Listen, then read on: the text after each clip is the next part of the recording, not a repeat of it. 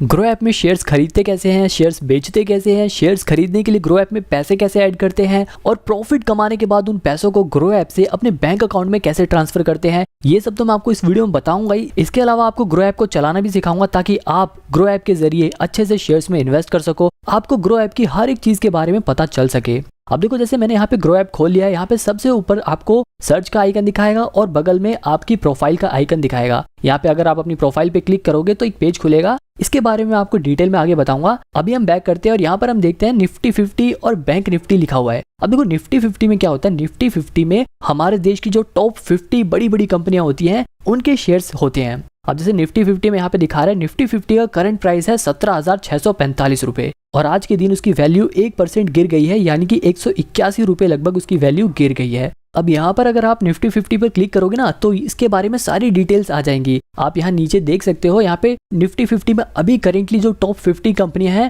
उनकी डिटेल्स आपको यहाँ पर मिल जाएंगी। यहाँ पे लिखा है ना, ये रिलायंस, TCS, HDFC बैंक, ऐसी जो टॉप 50 कंपनियां हैं वो निफ्टी 50 में है और उन सभी की डिटेल्स यहाँ पर आपको दिखा रहा है। यहाँ पर हम इसे बैक कर देंगे।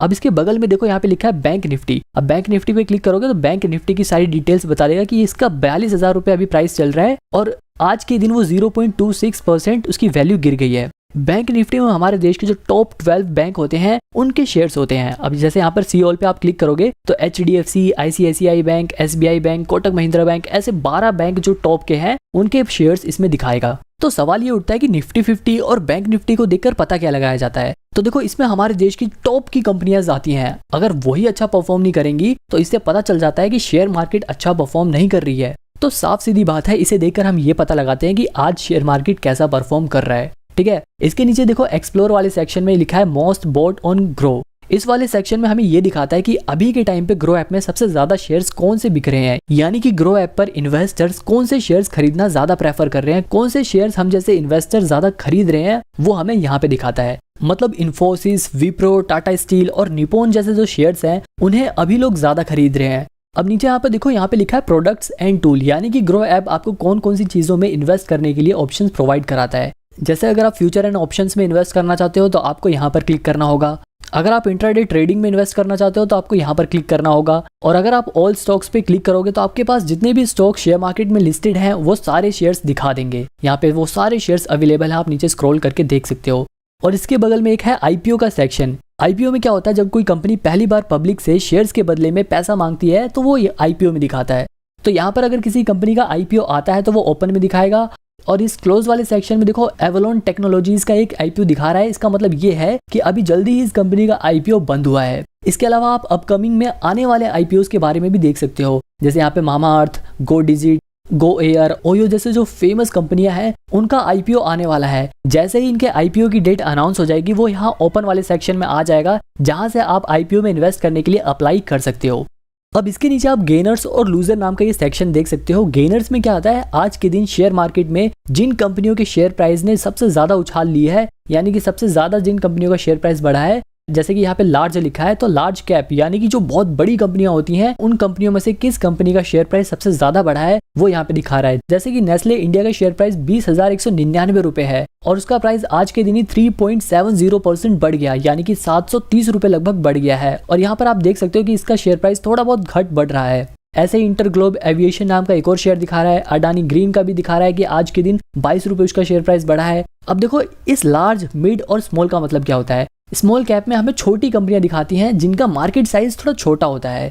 मतलब स्मॉल कैप छोटी कंपनियां, मिड कैप उससे बड़ी कंपनियां और लार्ज कैप सबसे बड़ी कंपनियां। अब जैसे यहाँ पर आप स्मॉल कैप में छोटी कंपनियां जिनका शेयर प्राइस बढ़ा है वो देख सकते हो। मिड कैप में जिन कंपनियों का शेयर प्राइस बढ़ा है आप यहाँ पे वो भी देख सकते हो। ऐसे ही आप टॉप लूजर्स भी देख सकते हो कि लार्ज कैप में किन कंपनियों के शेयर प्राइस गिरे हैं। यहाँ पे देखो आप इन्फोसिस का शेयर आज के दिन 10.76% गिर गया, यानी कि आज के दिन उसकी वैल्यू लगभग 150 रुपए गिर गई है। ऐसे ही मिड कैप में आने वाली इन कंपनियों के भी शेयर प्राइस आज गिरे हैं।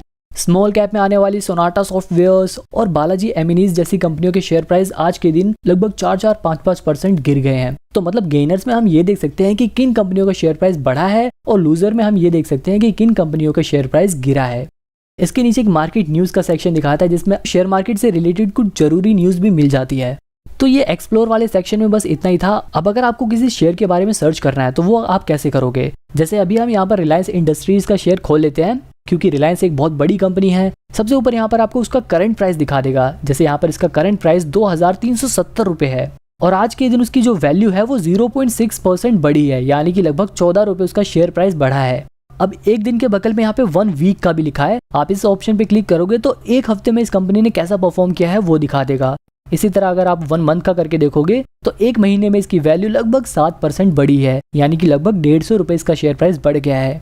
इसी तरह अगर आप 1 साल का करके देखोगे तो 1 साल में इस कंपनी ने कुछ खास परफॉर्म नहीं किया है, बल्कि लगभग 6.5% इसकी वैल्यू गिरी है, यानी कि लगभग 162 रुपये 1 साल में इसका शेयर प्राइस गिरा है।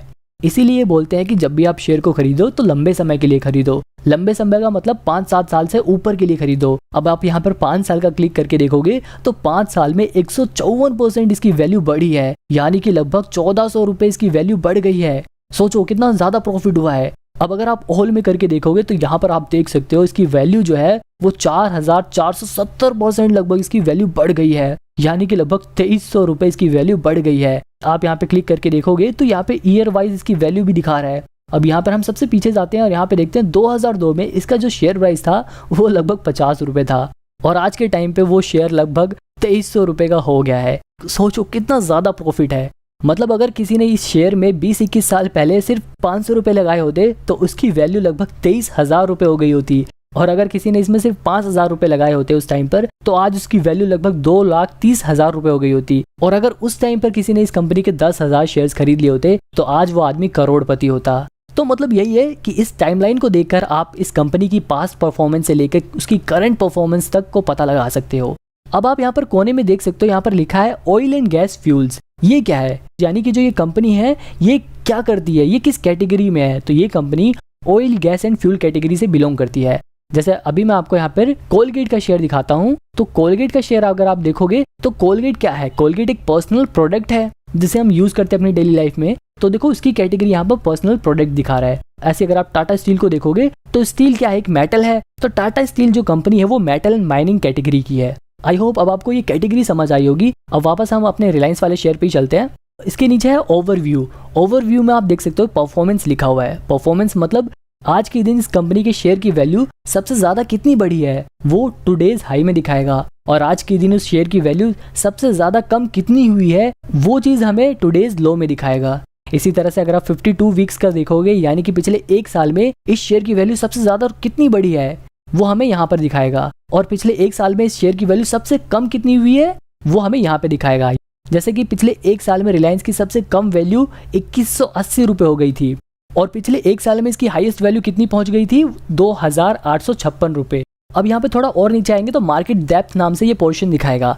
यहाँ पे लिखा है बाय ऑर्डर्स और सेल ऑर्डर्स, यानी कि आज के दिन कितने % बायर्स इस शेयर को खरीदना चाहते हैं और आज के दिन कितने % इन्वेस्टर इस शेयर को बेचना चाहते हैं वो हमें यहाँ पे दिखा रहा है। जैसे यहाँ पर लगभग 70% जो इन्वेस्टर हैं वो अपने शेयर को बेचना चाहते हैं, और किस वैल्यू पे बेचना चाहते हैं वो हमें यहाँ पे आस्क प्राइस में दिखा रहा है। जैसे यहाँ पर 2371 रुपये पे लगभग 600 लोग अपना शेयर बेचना चाहते हैं। वहीं आप ये देख सकते हो कि कितने लोग बाय करना चाहते हैं। लगभग 30% इन्वेस्टर इस शेयर को खरीदना चाहते हैं, और वो कितने प्राइस में खरीदना चाहते हैं वो भी हमें यहाँ पर नीचे दिखा रहा है। जैसे लगभग 370 रुपये में इतने लोग खरीदना चाहते हैं, और इसके नीचे टोटल एग्जैक्ट क्वांटिटी भी दिखा रहा है कि लगभग कितनी क्वांटिटी लोग खरीदना चाहते हैं, यानी कि लगभग 2,57,000 शेयर्स लोग खरीदना चाहते हैं, जबकि लोग 6,15,000 शेयर बेचना चाहते हैं। तो इसे देखकर हम ये पता लगाते हैं कि कितने लोग शेयर बेचना चाहते हैं और कितने लोग शेयर खरीदना चाहते हैं। अब इसके और नीचे आओगे तो यहाँ पर एक्सपर्ट रेटिंग लिखा हुआ है, यानी कि एक्सपर्ट्स का क्या मानना है। तो यहाँ पर 84% एक्सपर्ट्स के हिसाब से इस कंपनी के शेयर को हमें खरीदना चाहिए, जबकि 10% जो एक्सपर्ट हैं वो कह रहे हैं कि जिनके पास ये शेयर है वो अपने शेयर्स को होल्ड करके रखो, यानी कि उन शेयर्स को बेचो मत, आगे इनकी वैल्यू और बढ़ेगी, ऐसा 10% इन्वेस्टर कह रहे हैं, और 6% एक्सपर्ट ये कह रहे हैं कि आप इस शेयर को बेच दो। तो इस वाले पोर्शन में हमें ये दिखाया जाता है कि एक्सपर्ट का क्या मानना है कि शेयर को खरीदना चाहिए या शेयर को बेच देना चाहिए। अब इसके नीचे और आओगे तो फंडामेंटल का सेक्शन दिखाएगा। अब ये देखो, ये छोटा सा फंडामेंटल समझाने वाला पोर्शन बहुत बड़ा है और ये बहुत ही इंपॉर्टेंट चीज भी है। इस फंडामेंटल के जरिए हम ये पता लगा सकते हैं कि क्या ये कंपनी इन्वेस्ट करने लायक है या नहीं, क्या इस कंपनी में अगर हम अपने पैसे लगाएंगे तो हमारे पैसे बढ़ेंगे भी या नहीं बढ़ेंगे। तो मतलब आपको ये शेयर खरीदना चाहिए या नहीं खरीदना चाहिए, ये डिसीजन डिपेंड करता है फंडामेंटल एनालिसिस पे, और ये फंडामेंटल एनालिसिस आप इन्हीं सभी फंडामेंटल्स को देखकर कर सकते हो। लेकिन ये करना कैसे है, ये सीखने के लिए आप मेरी ये वाली वीडियो देख सकते हो, जिसमें मैंने काफी डिटेल में और काफी सिंपल तरीके से फंडामेंटल एनालिसिस करना सिखाया है। हालांकि अभी मैं इस वीडियो में आपको ये एनालिसिस करके नहीं दिखा सकता, क्योंकि ये थोड़ा बड़ा प्रोसेस है, और अगर इसी वीडियो में हम ये करने लग गए तो ये वीडियो बहुत बड़ी हो जाएगी। नीचे हम यहाँ पर फाइनेंशियल्स देख सकते हैं, यहाँ से हम पिछले कुछ सालों में कितनी कमाई हुई है वो देख सकते हैं। इसी तरह हम प्रॉफिट भी देख सकते हैं कि रेवेन्यू में से एक्सपेंस को माइनस करने के बाद जो कंपनी के पास प्रॉफिट बचा, यानी कि कंपनी के पास जो मुनाफा बचा वो कितना है, हम ये देख सकते हैं यहाँ से। इसके अलावा कंपनी की नेट वर्थ भी हम यहाँ से देख सकते हैं कि कंपनी हर साल बड़ी हो रही है या नहीं बड़ी हो रही। तो यहाँ पर देखो आप, हर साल कंपनी की जो वैल्यू है वो बड़ी होती जा रही है, कंपनी और भी बड़ी होती जा रही है। इस फाइनेंशियल वाले पोर्शन से हमें ये पता चलता है कि क्या कंपनी हर साल प्रॉफिट कमा रही है, और अगर वो प्रॉफिट कमा रही है तो क्या उसका प्रॉफिट हर साल बढ़ रहा है या नहीं बढ़ रहा। जैसे यहाँ पर ईयरली देखा जाए तो रेवेन्यू इसका हर साल बढ़ ही रहा है। हालांकि 2021 में इसका रेवेन्यू थोड़ा गिरा था, लेकिन उसके बाद से इसका रेवेन्यू बढ़ा ही है। अब इसके नीचे देखेंगे लिखा है अबाउट कंपनी। अब इस वाले पोर्शन पर अगर करोगे तो कंपनी की डिटेल्स आपके पास आ जाएंगी। जैसे रिलायंस इंडस्ट्रीज का अभी के टाइम पे जो सीईओ हैं वो मुकेश अंबानी है, तो यहाँ पर वो लिखा हुआ है, और ये कंपनी 1973 से है वो भी लिखा हुआ है। और इस रिलायंस इंडस्ट्रीज़ के अंदर जो जो कंपनियां आती हैं, जो जो इनके प्रोडक्ट्स हैं वो सब यहाँ पर दिखाता है। जैसे यहाँ पर आप जियो को देख सकते हो, हमारा जो जियो सिम होती है वो भी रिलायंस इंडस्ट्रीज़ की ही है। रिलायंस फ्रेश भी रिलायंस इंडस्ट्रीज़ के अंदर ही आता है। तो अबाउट कंपनी से हमें ये पता चल जाता है कि कंपनी क्या करती है, और कंपनी को अभी चला कौन रहा है, और कंपनी कब से है। इसके बाद नीचे आता है शेयर होल्डिंग पैटर्न। आप शेयर होल्डिंग पैटर्न में ये देख सकते हो कि प्रमोटर के पास, यानी कि जो कंपनी के फाउंडर्स हैं जिन्होंने कंपनी खोली है, उनके पास कितने शेयर्स हैं। तो यहाँ पर आप देखो प्रमोटर्स के पास 50% शेयर्स हैं। इसके अलावा फॉरेन इंस्टीट्यूशन के पास भी 23.43% शेयर्स हैं। फॉरेन इंस्टीट्यूशन प्रोफेशनल इन्वेस्टर्स होते हैं जिनका काम ही इन्वेस्टमेंट करने का होता है। तो जिस कंपनी के शेयर में फॉरेन इंस्टीट्यूशन का शेयर होल्डिंग पैटर्न ज़्यादा हो तो समझ जाना उस कंपनी में दम है। ऐसे रिटेल का पोर्शन दिखा रहा है 11.64%, यानी कि हम जैसे आम जो इन्वेस्टर हैं उनके पास 11.64% शेयर है। इसके अलावा डोमेस्टिक इंस्टीट्यूशन के पास भी 8.6% शेयर है। डोमेस्टिक इंस्टीट्यूशन में भी फॉरेन इंस्टीट्यूशन की तरह प्रोफेशनल इन्वेस्टर ही होते हैं। इसके अलावा इसमें 5.81% म्यूचुअल फंड का भी पैसा लगा हुआ है, यानी कि जिन लोगों ने म्यूचुअल फंड में पैसा लगाया था उनके एजेंट्स ने इस कंपनी के शेयर में भी इन्वेस्ट कर रखा है। तो शेयर होल्डिंग पैटर्न को देखकर हम यही पता लगाते हैं कि किसके पास कितने शेयर होते हैं। अब इसको थोड़ा और स्क्रॉल करोगे तो नीचे दिखा है टॉप म्यूचुअल फंड इन्वेस्टेड, यानी कि जो ये 5.8% म्यूचुअल फंड वाला पैसा इसमें लगा हुआ है, तो आखिर वो कौन सी म्यूचुअल फंड है जिन्होंने इसमें पैसा लगाया है। तो इसमें ICICI, HDFC index, UTI Nifty, Aditya Birla जैसे म्यूचुअल फंड्स ने इन्वेस्ट कर रखा है। अब इसके थोड़ा और नीचे आते हैं और यहाँ पर हम देखते हैं सिमिलर स्टॉक्स, यानी कि रिलायंस इंडस्ट्रीज जैसी और भी कंपनियों के जो शेयर्स हैं वो हमें यहाँ पे दिखाता है। जैसे यहाँ पर ऊपर आपने देखा था कि ये company oil gas and fuel category से है, तो ऐसे ही नीचे यहाँ पर उसके सिमिलर स्टॉक्स दिखा रहे हैं, सिमिलर ऐसी कंपनियों के शेयर्स दिखा रहा है। जैसे यहाँ पर इंडियन ऑयल कॉर्पोरेशन का शेयर भी दिखा रहा है, भारत पेट्रोलियम का शेयर दिखा रहा है। इंडस्ट्रीज से मिलती जुलती जो कंपनियां हैं उनके शेयर्स यहाँ पे दिखाएगा, उनके शेयर का प्राइस यहाँ पे दिखाएगा। अब यहाँ पे अगर आप वापस ऊपर आते हो, यहाँ पे एक न्यूज वाला सेक्शन है, न्यूज पे क्लिक करोगे तो इस शेयर से रिलेटेड जो भी न्यूज है वो यहाँ पर दिखा देगा। अब इसके बगल में इवेंट का सेक्शन दिया हुआ है, इवेंट में शेयर से रिलेटेड जो जो चीजें हुई हैं वो दिखाता है। जैसे बोनस एंड स्प्लिट, अगर इस कंपनी ने बोनस शेयर इशू किया होगा तो वो भी यहाँ पे दिखाएगा। अगर ये कंपनी डिविडेंड देगी तो वो भी यहाँ पे दिखाएगा। अगर इनकी एनुअल मीटिंग होगी, कुछ भी अनाउंसमेंट होगी तो वो सब यहाँ पे हमें दिखाता है। जैसे यहाँ पर 20 जनवरी 2023 को बोर्ड मीटिंग हुई थी इनकी, तो उसकी अनाउंसमेंट यहाँ पर हुई थी। तो इसी तरह थोड़ा और नीचे करोगे तो यहाँ पर 18 अगस्त 2022 को इन्होंने डिविडेंड दिया था, तो उसकी अनाउंसमेंट इन्होंने यहाँ पे करी थी। तो मतलब यहाँ पर इस कंपनी के शेयर से रिलेटेड जो भी अनाउंसमेंट होती है वो यहाँ पर दिखाया जाता है इवेंट वाले पोर्शन में। अब इसके बगल में है FNO। FNO का मतलब आप यहाँ से फ्यूचर एंड ऑप्शंस में इन्वेस्ट कर सकते हो, लेकिन अभी मैं आपको सिर्फ नॉर्मल शेयर्स में इन्वेस्ट करना सिखाऊंगा। तो वापस हम ओवरव्यू पे जाते हैं। अब अगर मेरे को ग्रो ऐप में शेयर खरीदना है तो मैं वो शेयर कैसे खरीदूंगा। तो देखो, ग्रो ऐप में अगर आपको शेयर खरीदना है तो सबसे पहले आपको इसमें पैसे ऐड करने पड़ेंगे। तो हम वापस बैक करते हैं और वापस होम स्क्रीन पे पहुंच जाते हैं। अब देखो यहाँ पर अपनी आप प्रोफाइल पे क्लिक करोगे ना तो यहाँ पर ये वाला सेक्शन खुल जाएगा। यहाँ पे देखो ऐड मनी वाले पोर्शन में ना, यहाँ पे मेरे पास अभी 1199 रुपये दिखा रहा है। अगर मेरे को इसमें पैसे ऐड करने हैं तो मैं वो कैसे करूंगा, मैं यहाँ ऐड मनी वाले पोर्शन पे क्लिक करूंगा। अब मेरे को जितने भी रुपए यहाँ पर ऐड करने हैं मैं वो अमाउंट डाल देता हूँ। सपोज करो मेरे को यहाँ पर 100 रुपये ऐड करने हैं। आप 100 रुपये से कम ऐड नहीं कर सकते, इससे ज़्यादा आप ऐड कर सकते हो। तो मैं यहाँ पे 100 रुपये ऐड करके दिखाता हूँ। अब यहाँ पे देखो बाय डिफॉल्ट नेट बैंकिंग का ऑप्शन दिखा रहा है, लेकिन मेरे को नेट बैंकिंग से पैसे ऐड नहीं करने, मेरे को UPI से पैसे ऐड करने हैं। तो मैं यहाँ पे जो एरो है ये यहाँ पे क्लिक करूंगा यहाँ पे क्लिक करते ही ऑप्शन खुल जाएगा पेमेंट ऐड करने का। तो यहाँ पर मैं अपने पेटीएम की यूपीआई आईडी से पैसे ऐड करना चाहता हूँ, तो मैं इस पर ऐड 100 पे कर दूंगा। ये थोड़ा लोड होगा।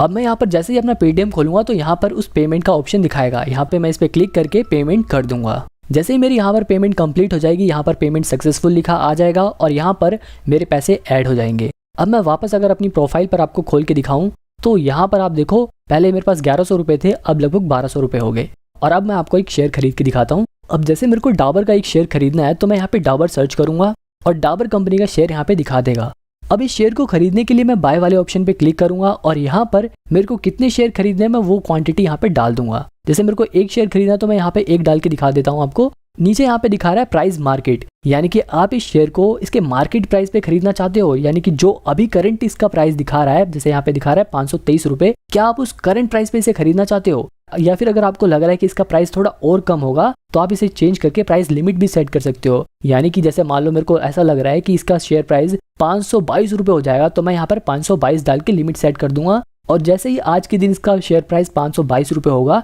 ऑटोमेटिकली ग्रो मेरे लिए वो शेयर खरीद लेगा और वो शेयर मेरे डीमेट अकाउंट में आ जाएगा। और अगर आपको मार्केट प्राइस भी खरीदना है तो इसे वापस मार्केट प्राइस पे कर दो। यहाँ पे मैं इसे बाय कर देता हूँ।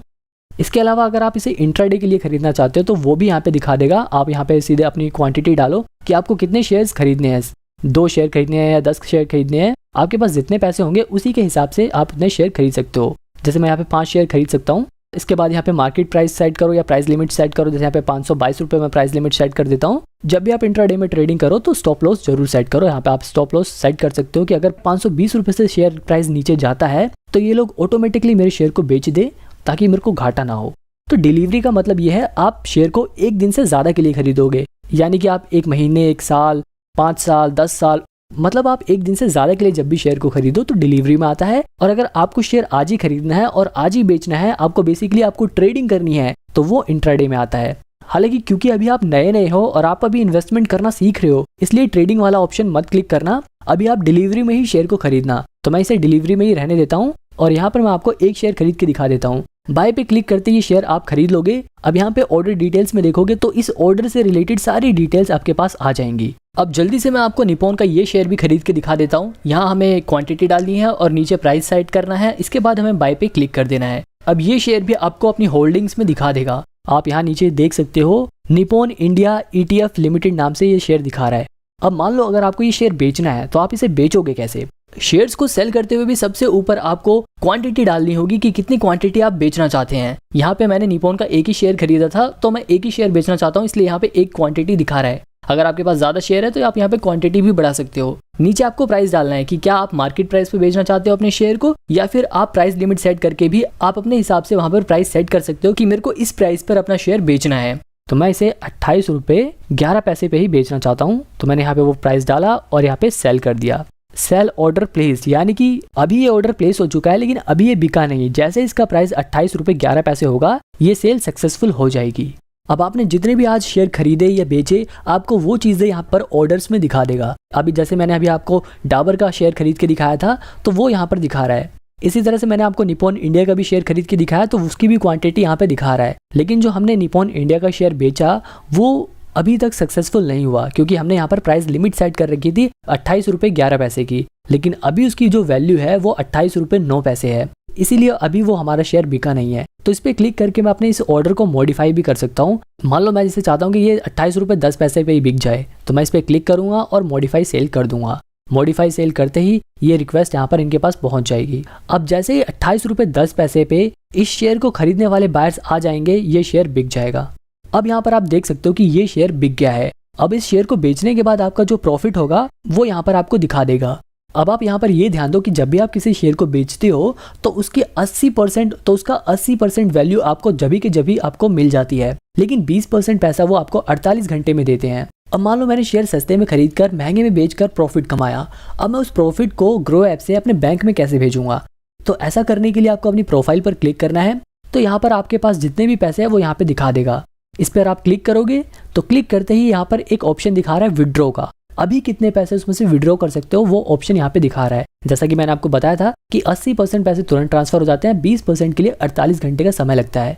तो वो 20% भी आप 48 घंटे बाद ट्रांसफर कर सकते हो। अभी जितना ट्रांसफर कर सकते हो वो ऑप्शन यहाँ पे दिखा रहा है। तो मैं यहाँ पे विड्रॉ वाले ऑप्शन पे क्लिक करूंगा। अब यहाँ पर देखो अवेलेबल बैलेंस दिखा रहा है 595 रुपये, मैं इतने पैसे निकाल सकता हूँ। तो यहाँ पर मैं अभी आपको 100 रुपये अपने बैंक में वापस भेज के दिखाता हूँ। तो यहाँ पर मैंने 100 रुपये डाले और यहाँ पे विड्रॉ पे क्लिक कर दिया। ऐसा करते ये मुझसे मेरा पिन मांगेगा, तो मैंने यहाँ पर अपना फिंगरप्रिंट लगाया और ये विड्रॉ की रिक्वेस्ट प्लेस्ड हो गई। अब थोड़ी देर में 100 रुपये मेरे अकाउंट में आ जाएंगे। इसके अलावा आप यहाँ पर ऑल ऑर्डर्स पे क्लिक करोगे तो यहाँ पर आपने जितने भी शेयर्स खरीदे या बेचे हैं वो सारी डिटेल्स आपको यहाँ पर दिखा देगा। इसके नीचे आप यहाँ पर बैंक डिटेल्स देख सकते हो, इस पे क्लिक करोगे तो आपने अपना जो बैंक अकाउंट ग्रो ऐप से लिंक कर रखा है वो दिखा देगा। अगर आपको कोई और बैंक अकाउंट लिंक करना है तो आप यहाँ पर ऐड अनदर बैंक पे क्लिक करोगे और उसके बाद यहाँ पर बैंक सिलेक्ट करके अपनी डिटेल्स भरकर अपना दूसरा बैंक ऐड कर सकते हो। इसके बाद आप यहाँ नीचे देख सकते हो कस्टमर सपोर्ट लिखा है। अगर आपको ग्रो ऐप में कोई भी प्रॉब्लम आ रही है और आपको ग्रो ऐप के कस्टमर सपोर्ट से बात करनी है तो आप उसके लिए यहाँ पर क्लिक कर सकते हो। इसके नीचे आपको रिपोर्ट्स का सेक्शन मिल जाएगा जहाँ से आप अपनी टैक्स फाइलिंग के लिए रिपोर्ट्स को डाउनलोड कर सकते हो। यहाँ से आप अपनी PNL रिपोर्ट को भी डाउनलोड कर सकते हो, ग्रो की बैलेंस स्टेटमेंट को डाउनलोड कर सकते हो, टैक्स फिल करने के लिए टैक्स प्रूफ को डाउनलोड कर सकते हो। इसके अलावा ऊपर आपको सेटिंग का ऑप्शन दिखेगा, अगर आप इस पे क्लिक करोगे तो यहाँ पर डार्क मोड को यहाँ से बंद कर सकते हो, आप इसे चालू भी कर सकते हो। आप यहाँ से इसकी नोटिफिकेशंस को मैनेज कर सकते हो। अगर आपको अपने ग्रो ऐप का पासवर्ड बदलना है तो आप यहाँ से इसका पासवर्ड बदल सकते हो, इसका पिन बदल सकते हो। अगर आपको अपनी आईडी इस फोन से लॉगआउट करनी है तो आप यहाँ से लॉगआउट भी कर सकते हो। इसके अलावा आप शेयर्स पर रिसर्च करने के लिए, आप शेयर्स को ट्रैक करने के लिए अपनी खुद की एक वॉच लिस्ट भी बना सकते हो। यानी कि अगर आपकी किसी शेयर के ऊपर नजर है और आप उसके शेयर प्राइस को ट्रैक करना चाहते हो कि कब उसका शेयर प्राइस घट रहा है, कब बढ़ रहा है, आपको ये जानना है तो आप उसको अपनी वॉच लिस्ट में ऐड कर सकते हो। जैसे मैंने यहाँ पर अपने नाम से एक वॉच लिस्ट बना रखी है, तो यहाँ पर आप अपने हिसाब से भी कोई सी भी एक वॉच लिस्ट बना सकते हो। अब देखो म्यूचुअल फंड्स के बारे में मैं आपको किसी और वीडियो में बताऊंगा, ये वीडियो बहुत बड़ी हो गई है। अगर आपको म्यूचुअल फंड के बारे में जानना है तो आप मेरे को कमेंट में बताना, मैं उसके ऊपर सेपरेट वीडियो बनाऊंगा और सब कुछ उसमें डिटेल में एक्सप्लेन करूंगा। आई होप आपको इस वीडियो से मदद मिले और चैनल को सब्सक्राइब करके आप फंडामेंटल एनालिसिस सीखने के लिए ये वाली वीडियो देख सकते हो।